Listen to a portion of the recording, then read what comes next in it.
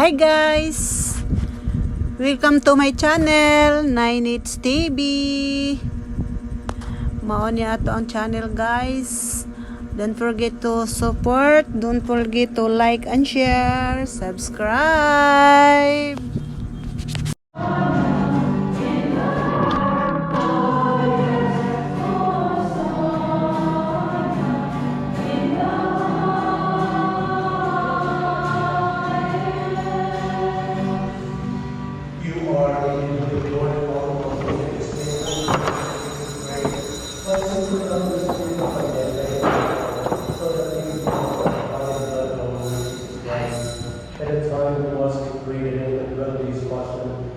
Bread and giving thanks, broke and gave disciples, saying, take this all of you and eat of it, for this is my body, which will be given unto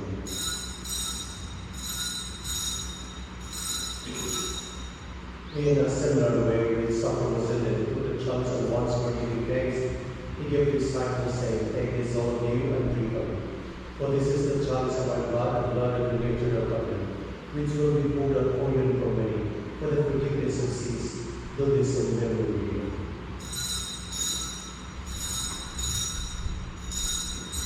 The mystery.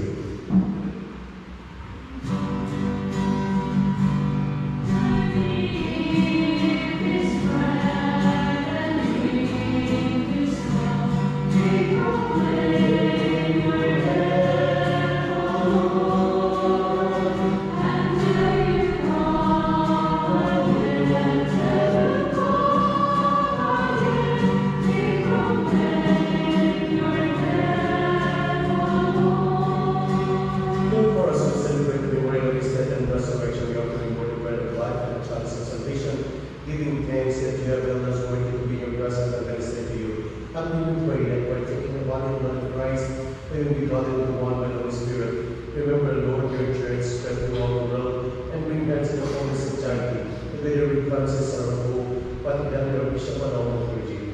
Remember us, O God, of Caesars of holiness leave, in the hope of the resurrection, the Lord of your mercy, not condemn to the light of your face and mercy us all, we pray, that with the blessed Virgin Mary, Mother of God, with the blessed apostles and all the saints who are pleased with for all ages, we will merit the words of eternal life, and we praise and glorify you for your Son, Jesus Christ. Through him, with him, and in him, O God, Almighty Father, in the unity of the Holy Spirit, all glory and honor be yours forever and ever.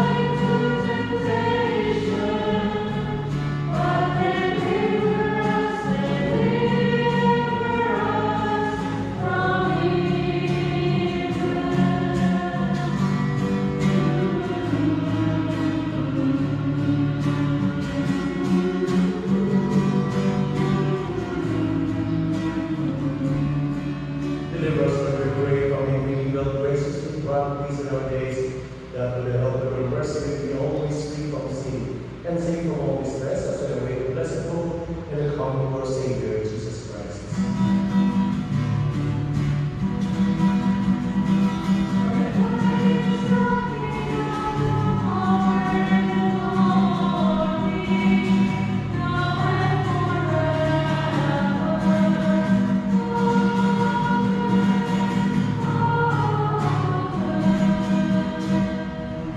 Lord Jesus Christ, who said to the apostles, peace I give you, my peace I give you. Look not to our sins, but to the faith of your church, and graciously grant peace and unity in accordance with your will, who live and reign forever and ever.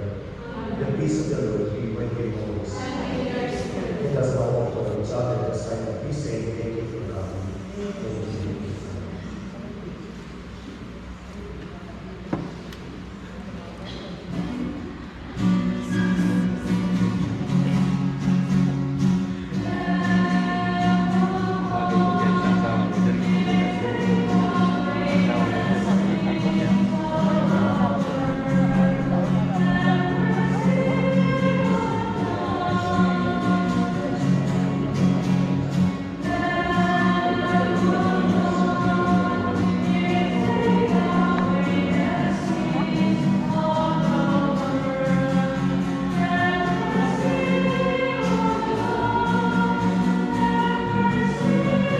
Thank you.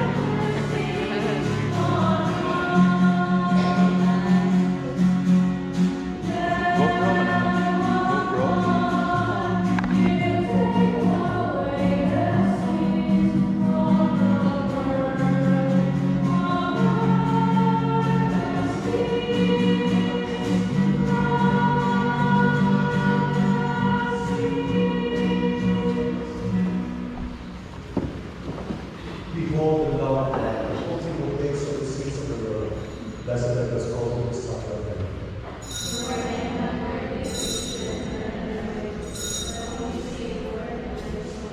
Dear God, in Christ, blessed be you.